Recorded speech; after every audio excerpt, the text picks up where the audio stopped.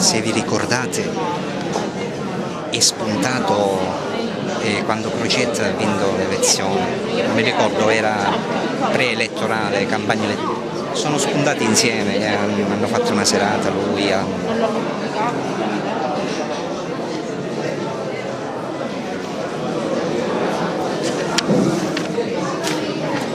tanto non è in diretta, non si scopre niente. Oh, ma buona sì,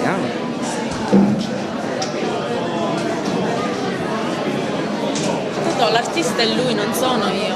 Però la figa sei tu. L'arte nasce grazie alla figa, viene stimolata quindi Mario Venuti senza figa non sarebbe mai venuto. Come vedi il pubblico è tantissimo, io so che stasera tu ti esibisci qui alle 22, sì. Farai 40 minuti, ti esibirai da solo, ma una piccolissima anticipazione. Certo. Bravo, ecco, penso che tutti non aspettano altro che sentirti cantare.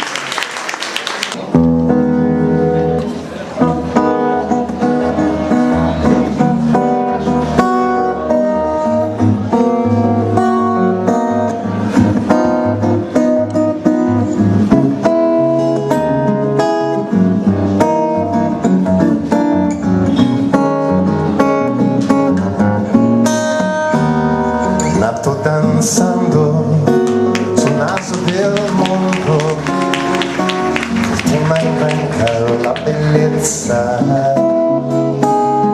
nell'abbraccio delle sue tante facce. Se carico la tua canzone mi compare la cosa su YouTube. Ma è ripresa così com'è, l'audio com'è? Boh, poi vedi, non lo so, poi vediamo. Ma penso bene, perché in base a come lo sento il mio orecchio poi me lo ritrovo nella telecamera, quindi penso bene.